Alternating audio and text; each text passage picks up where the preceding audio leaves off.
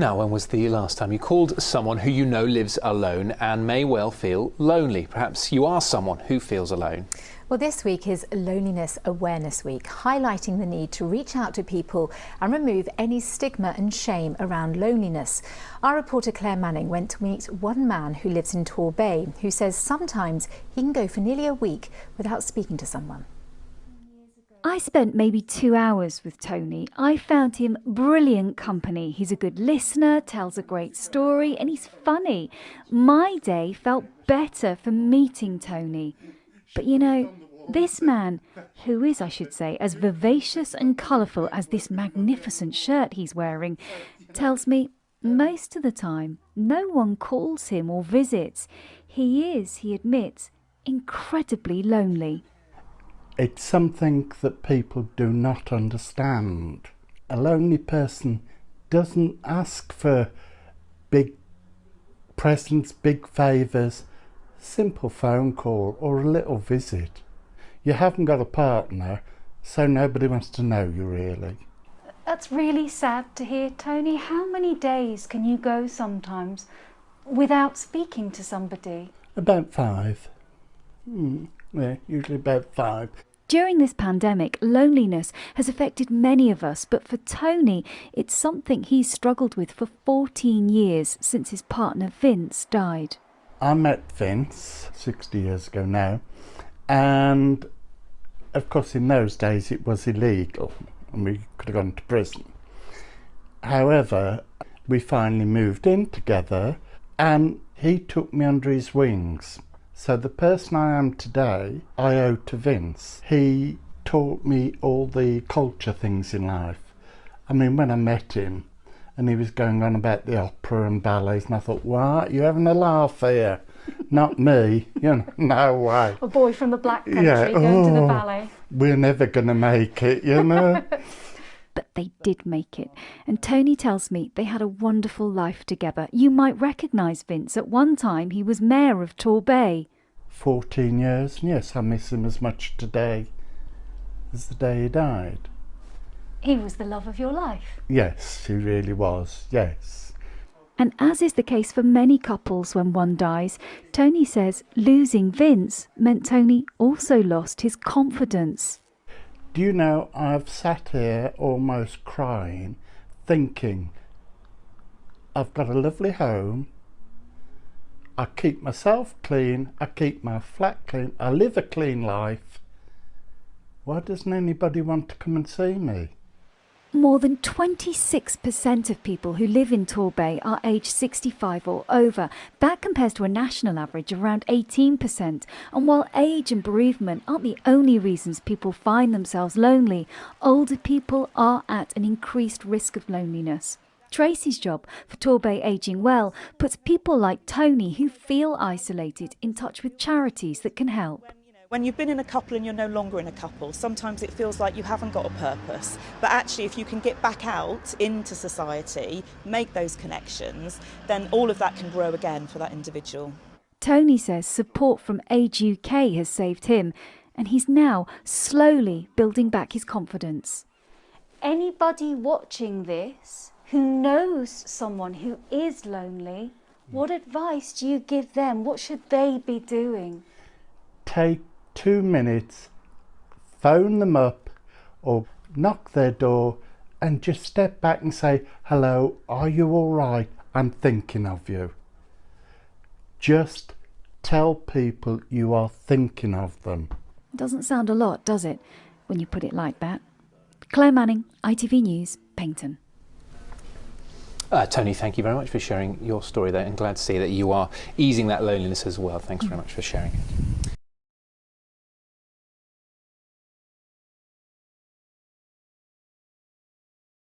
Hi Tony, Hi, really good to see David. you again. It's been a few months. Yes, it's good to see you. And how's things going since we put that little film together and put your name up in lights?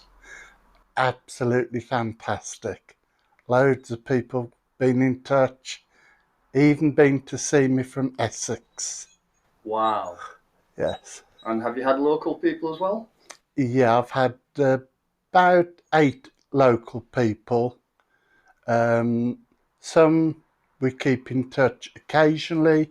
Others, once a week, we're in contact. And of course, I've been to see them and have coffee with them. That's exactly what you were looking for. Yeah.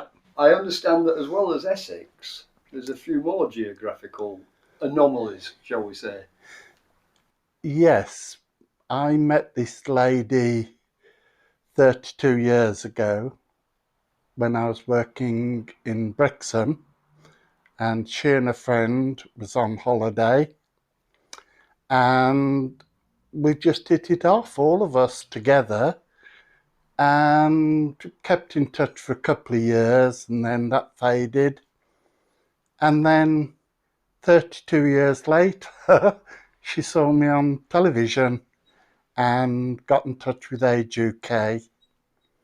And they came to see me a few weeks ago from Essex with her husband. Fabulous. Yeah. And was it good to get back together again? It's as though we'd never ever been apart. It was so natural, really. Yeah. That is fantastic. And there's also somebody from Newquay, I think. Yes, there's a gentleman from Newquay, sadly lost his partner 3 years ago. And he and I are in touch every week. And he's 83, so we've got a lot in common.